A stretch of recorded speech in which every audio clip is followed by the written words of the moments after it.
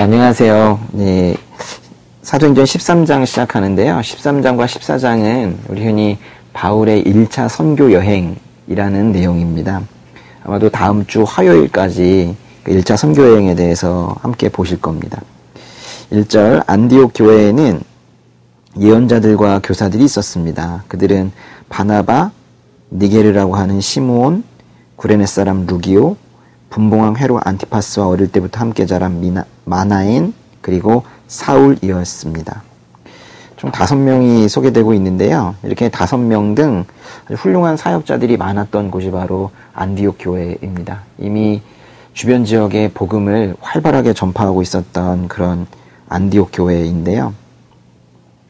바나바, 그리고 두 번째 사람은 니게르라고 하는 시몬, 니게르는 검다라는 뜻인데요. 그 다음 구레네 사람은 북아프리카의 구레네 출신이라는 뜻인데요. 구레네 사람 루기오. 아마도 시몬과 루기오는 북아프리카 출신의 그런 사람들인 것 같습니다.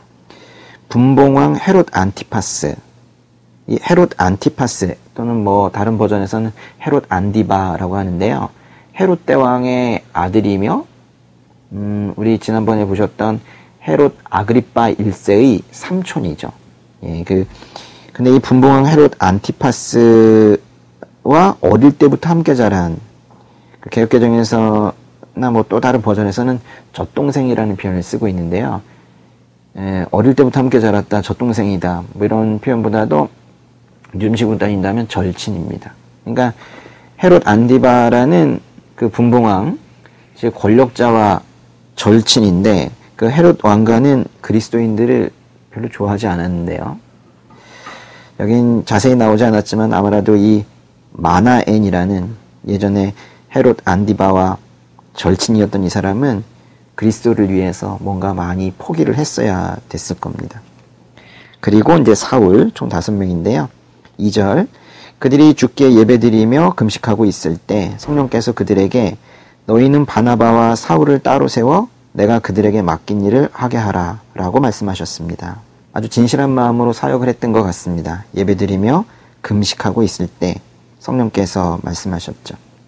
너희는 바나바와 사울을 따로 세워 내가 그들에게 맡긴 일을 하게 하라. 결국 이제 바나바와 사울이 어떤 일을 하게 되는지는 자세히 기록해 놓지는 않았지만은 이들은 막연하나마 그것이 주의 복음을 전하는 일인 것이면 분명히 알고 있었을 겁니다. 근데 이것이 참 특이한 내용인 거예요. 안디옥 교회에 세운 개척자들이 바나바와 사울이거든요. 근데 그 개척자 2명을 지금 보내는 거예요. 지금 어떤 교회에서 만약에 개척자가 있고 또 다른 선교나갈 인력들이 양성이 되고 있었다면은 아마도 개척자는 그대로 있고 다른 사람들을 보낼 텐데, 여기서는 지금 오히려 아주 핵심적인 인물이었던 이 2사람이 가는 거죠. 주의 일이 아주 중하고 이 선교 사역이 매우 가치 있는 일이라고 지금 이 시점에 성령께서 판단하신 것입니다. 그래서 가장 중요한 2사람을 지금 보내는 것 같은데요. 저는 2절에 너희는 바나바와 사울을 따로 세워 내가 그들에게 맡긴 일을 하게 하라. 이 따로 세웠다라는 표현이 저에게 아주 큰 감동이 되는데요. 그냥 바나바와 사울을 성령께서 세웠다 이래도 되는데 따로 세우셨다. 그래서 결국 이방인 선교를 위해서 파송하신다라는 그런 뜻인데, 따로 세웠다는 게 뭘까요? 어떤 사역자들을 따로 세우신다.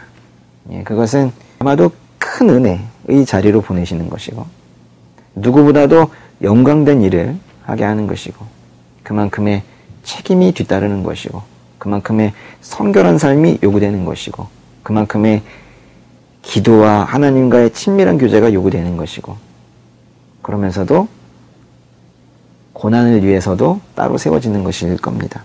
그래서 그들은 금식하며 기도한 후 바나바와 사울에게 손을 얹고 그들을 보냈습니다. 그래서 이제 이들이 출발하기 시작을 하는데요.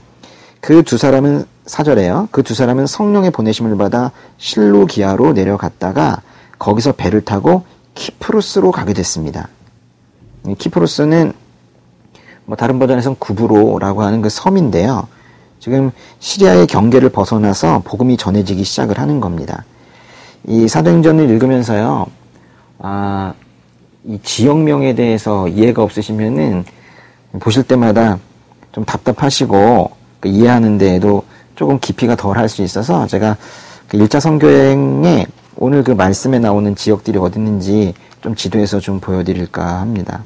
네, 13장 1절에서 지금 안디옥에서 이제 출발을 하게 되는데요. 13장 4절에 가시면은 그 두 사람은 성령의 보내심을 받아 실루기아로 내려갔다 했는데요. 실루기아가 바로 이 아래에 있는, 여기는 지금 셀레우기아라고 되어 있는데요. 여기 바로 실루기아입니다. 실루기아로 내려가는 이 부분이 바로 13장 4절이고요. 거기에서 배를 타고 살라미에 이르렀다 그랬는데요. 그 13장 5절에 나오는 살라미가 여기 지도에 있는 살라미스입니다. 이렇게 갔겠죠. 그렇죠? 그리고 이 키프로스, 다른 버전에서는 또 구브로라고 표현하는 것도 있는데요. 구브로 섬, 키프로스 섬을 가로질러서 바보에 이르게 됩니다. 그게 바로 13장 6절이죠. 이 바보에서 일어나는 일이 이제 오늘 말씀이고요. 내일 말씀으로 넘어가게 되면 13장 13절에서 바울과 그 일행은 바보에서 배를 타고 밤빌리아에 있는 버가에 이르렀다 그랬어요. 그래서 여기서 이제 배를 타고 쭉 올라가면 이 터키 남부지방에 있는 이 버가, 페르가에 도착을 하게 됩니다. 이게 바로 13장 13절이었죠. 그리고 이곳에서 내일 말씀이 13장 14절에 보시면 그들은 버가에서 더 나아가 비시디아 안디옥으로 갔다 했는데요. 비시디아 안디옥은 저 위쪽에 있는 안디옥입니다. 이 동쪽에 있는 안디옥과는 좀 다른 곳이고요. 그 안디옥에서, 비시디아 안디옥에서 있는 많은 일들이 내일 말씀 또 그 다음날 말씀까지 있고요. 아마도 주일 말씀에 보시면요. 주일 말씀에 13장 51절인데요. 13장 51절에서 이고니온이라는 곳으로 가게 됩니다. 그 다음에 그 밑에 니스라고 되어 있는데 이게 성경에서는 루스드라라고 표현이 됩니다. 그 이고니온에서 루스드라로 가고 루스드라에서 데르베, 성경에서는 더베라고 하는 곳인데요. 여기 가는 곳은 다 14장에서 설명이 됩니다. 이고니온 간 곳이 몇 절이라고 그랬죠? 이고니온이 13장 51절입니다. 비시디아 안디옥으로 간 것은 13장 14절이고요. 13장 14절. 네, 13장 5절 보시면요. 그들이 살라미에 이르러서는 이제 섬에 도착했네요. 유대 사람의 여러 회당에서 하나님의 말씀을 선포했습니다. 요한이 동행하며 그들을 도왔습니다. 유대 사람의 회당에서 하나님의 말씀을 선포했다는 것을 우리가 좀 생각해 볼 필요가 있는데요. 유대 사람의 회당은 말 그대로 유대교입니다. 그들이 그리스도인들을 배척하는 것은 당시에 너무나도 자연스러운 일이었는데 오히려 그 자리에 가서 선교를 시작을 했다라는 거죠.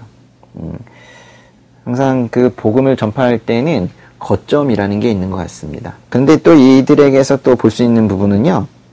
분명히 그들이 이 그리스도인들을 배척할 텐데도 불구하고 유대교의 그 회당에 가서 당당하게 말씀을 선포하는 것을 보면 은밀하게 행동하는 것이 그리 좋은 것만은 아니다라는 것도 우리가 생각을 할 수가 있겠죠.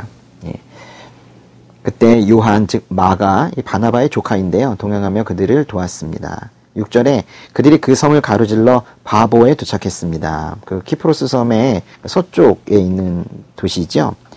거기서 그들은 바예수라는 사람을 만났는데 그는 유대 사람 마술사여 거짓 예언자로서 총독 서기오 바울 곁에 함께 있는 사람이었대요. 바예수. 이 바는 아들이란 뜻인데요.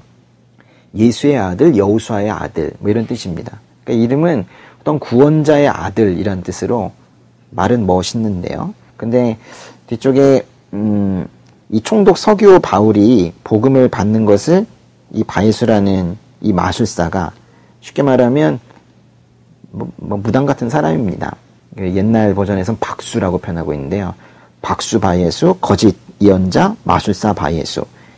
그래서 결과적으로는 이 엘루마라고도 하는 이 마술사가 이 총독이 믿음을 갖지 못하도록 그렇게 방해하는 그런 거짓 예언자인데요. 그래서 바울이 이 마술사에게 뭐라고 합니까? 10절에 보시면 이 마귀의 자식아 하죠. 이 바예수는 이름이 뭐라고요? 이름은 구원자의 아들이라니까요. 그런데 바울은 안 거죠. 이 바예수는 오히려 마귀의 아들이다 하는 거예요. 그러니까 오히려 이름은 예수의 아들, 여호수아의 아들, 이렇게 이름은 치장을 할 수 있어도 결국 그 악령이 하는 일에 대해서는 성령 충만한 바울에게는 모두 보였던 겁니다.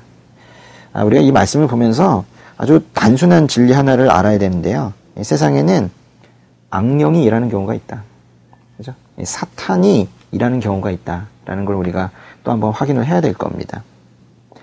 7절에 그 총독 서기오 바울, 이 사람은 당시에 이제 권력자였을 텐데 매우 이성적이고 현명한 사람이었던 것 같아요. 아직 예수 그리스도를 알지는 못하지만 뭔가 진리를 추구하고 싶고, 그래서 당시에 사람을 시켜서 바나바와 사울을 불러오도록 또 그들에게서 뭔가를 배우기 위해서 의사표시를 한 사람입니다.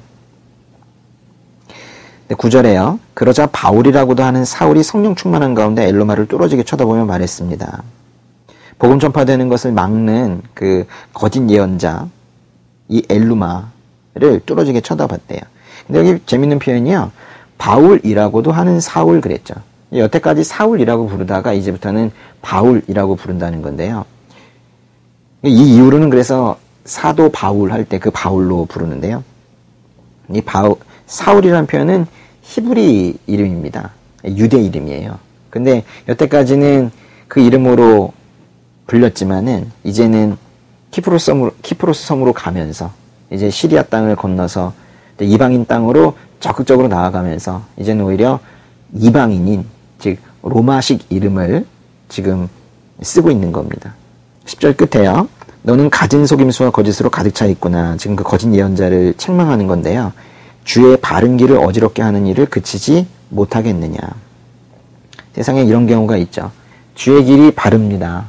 주의 길이 왜 바릅니까? 그 길이 구원의 길이기 때문인 거죠. 근데 길이 있는데요. 길을 벗어나서 이쪽에서 바라보면 길이 굽어 있는 것처럼 보일 거예요. 지금 이 거짓 예언자가 뭘 하고 있는 겁니까? 주의 바른 길을 주의 길 위에서 바라보지 못하게 하고 옆에서 삐딱하게 바라보게 다른 사람들을 충동을 하면서 이 바른 길을 굽은 길로 보이게 하는 겁니다. 세상에는 지금 그런 사탄들의 속임수들이 많이 있고, 지금 2018년에 이 대한민국뿐만이 아니라 이 전 세계에는 지금 엄청난 영적인 전쟁이 일어나고 있다는 것을 우리가 잊지 말아야 할 것입니다. 그래서 우리가 성령 충만한 가운데 이 사회에서 일어나는 일들, 각각의 국가적으로 또 국제적으로 일어나는 일들을 영적인 시각으로 잘 분별할 수 있는 그런 우리가 돼야 되겠습니다. 11절에 이제 주의 손이 너를 치심으로 네 눈이 멀어 얼마 동안 햇빛을 보지 못할 것이다. 그러자 즉시 안개와 어둠이 그를 덮쳤고 그는 이리저리 더듬으며 자기 손을 잡아 이끌어줄 사람을 찾았습니다. 이 일을 보자 총독이 믿게 됐고 주에 관한 가르침에 그저 놀랄 뿐이었습니다. 총독이 이 일을 보고 믿게 되었대요. 뭘 본 건가요? 이 거짓 예언자가 눈이 멀었잖아요. 근데 물론 영원히 먼 것은 아니고 11절에 보시면 얼마 동안 햇빛을 보지 못할 것이다 했기 때문에 잠깐 동안의 징계로 그렇게 눈이 멀게 된 건데요. 이 일을 단순하게 기이한 현상으로 보지 않고 이거를 하나님의 일로 해석을 한 이 총독도 상당히 현명한 겁니다. 근데 우리가 이 말씀을 보면서 뭘 생각하면 좋을까요?